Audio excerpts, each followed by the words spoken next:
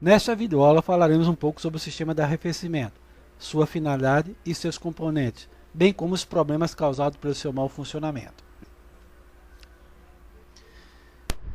O sistema de arrefecimento tem por finalidade manter uma temperatura ideal estabilizada para o motor.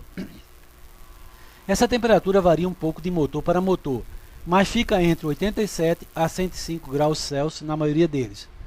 Os motores modernos trabalham mais quente, reaproveitando parte do calor que antes era eliminado pelo sistema de refrigeração. Foi constatado pela engenharia que os motores mais quentes sofrem menos desgaste, já que as ligas metálicas que compõem estes motores atingem seu ponto máximo de dilatação. Com isso, reduz os atritos e sofre um desgaste menor. O sistema de arrefecimento pode ser de duas maneiras, a água e a ar. Falaremos inicialmente sobre o sistema de arrefecimento a água. Os componentes, como vemos no slide, são radiador, seta preta, bomba d'água, seta azul, ventilador, seta amarela, válvula termostática, seta vermelha, galerias, seta laranja, indicador de temperatura, círculo vermelho, mangote ou mangueira condutora, seta verde. Falaremos das funções de cada componente nos próximos slides. Inicialmente, falaremos sobre o radiador, que é o reservatório d'água que faz o arrefecimento do motor, ou seja, serve como trocador de calor no sistema. O líquido aquecido proveniente do motor, ao passar pelos dutos do radiador, colmeia, seta vermelha, figura 2, sofre um resfriamento devido à circulação de ar pelas suas aletas. A água aquecida entra pela mangueira superior, círculo amarelo nas duas figuras, descendo conforme a seta amarela na figura 2, sendo resfriada e retorna ao motor pela mangueira inferior, círculo azul nas duas figuras. A tampa do radiador possui uma válvula que tem por finalidade de manter a temperatura da água mais constante, liberando o excesso da pressão. A água em excesso no radiador é liberado pelo ladrão, na seta preta. Nunca abra a tampa do radiador quando a água estiver quente. Se necessário, gire a tampa do radiador devagar até o primeiro estágio, espere sair toda a pressão do radiador e só depois tire a tampa. Vemos também na figura 1 a grade frontal, que tem a finalidade de evitar que sujeiras passem para a colmeia do radiador, dificultando a passagem do ar pelo resfriamento. Vemos neste slide dois tipos de bomba d'água, que tem como função fazer a circulação da água pelo sistema, ou seja, recalca a água do radiador para o motor, havendo assim a troca de calor do motor para a água, retornando depois para o radiador. Porém, mesmo se não houvesse a presença da bomba, o líquido iria circular por termofissão, ou seja, a diferença de temperatura provocaria o movimento. Porém, a bomba é um dispositivo que melhora esta circulação. Se ela não funcionar, este movimento por termofissão pode não ser suficiente para refrigerar o motor.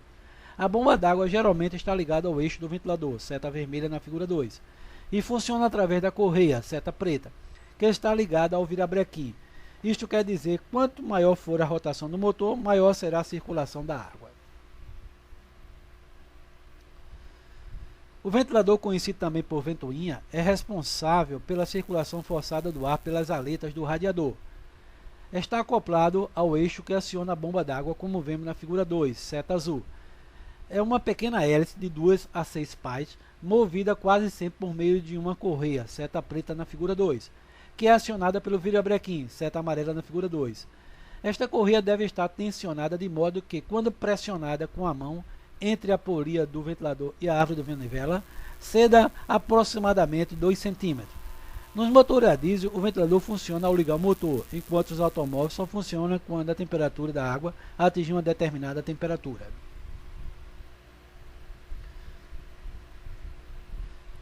As galerias de arrefecimento são cavidades no bloco e cabeçote, seta e círculo amarelo nas figuras, por onde a água circula fazendo a retirada do calor.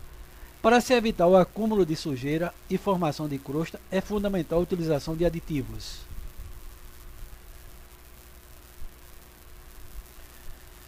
Neste slide vemos na figura 1 a junta de cabeçote, também chamada de junta de tampão. Ela se localiza entre o cabeçote e o bloco conforme a seta vermelha. Ela possui orifícios setas pretas que permitem a passagem da água do bloco para o cabeçote, para fazer o arrefecimento. E tem como função impedir a perda de compressão e impedir a passagem de água para os cilindros. Vemos na figura 1 o termômetro que está localizado no painel do trator e tem como função marcar a temperatura do sistema. Na figura 1 a temperatura está normal, enquanto na figura 2 a temperatura está elevada. Um ponteiro está no vermelho, o que indica que a temperatura do motor está elevada. Portanto, o motor deve ser desligado e descobrir o problema. Na figura 3 vemos uma válvula termostática que tem a função de provocar o aquecimento mais rápido do motor, principalmente nos dias frios. Quando o motor está frio, a válvula está fechada, figura 4, não permitindo a circulação da água para o radiador. Enquanto a água não atingir a determinada temperatura, a água circula dentro do motor.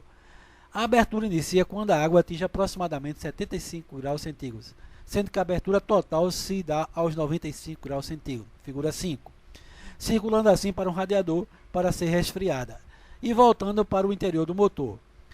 Alguns mecânicos retiram essa válvula do sistema alegando que a mesma prejudica a refrigeração. Isto não é verdade. Uma vez sem o termostato, a temperatura do motor oscila muito. Ora trabalha muito aquecido, ora com temperatura muito baixa. Motores trabalhando com temperatura baixa têm um desgaste mais acentuado e um maior consumo de combustível. Iremos falar agora sobre as possíveis causas de um superaquecimento do motor. Falta d'água no radiador, ou seja, o radiador pode estar furado e perdeu toda a água, com isto ele irá ocorrer um superaquecimento do motor. Antes de ligar o motor, devemos observar o nível da água do radiador. Se houver um aquecimento, nunca abra a tampa do radiador de uma vez, como já foi dito. Gira a tampa do radiador devagar até o primeiro estágio.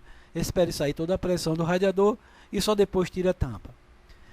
A utilização de água suja também pode ocasionar um superaquecimento, pois pode entupir as galerias ou as colmeias do radiador, dificultando assim a circulação da água. A válvula termostática, como já foi dita, tem função de abrir a passagem da água do motor para o radiador quando ela estiver quente. Se não abrir, com certeza irá ocorrer um aquecimento da água. Devemos sempre observar as condições do ventilador. Observe se não tem pá amassada ou quebrada, pois se tiver, a ventilação não será correta, podendo haver assim um superaquecimento.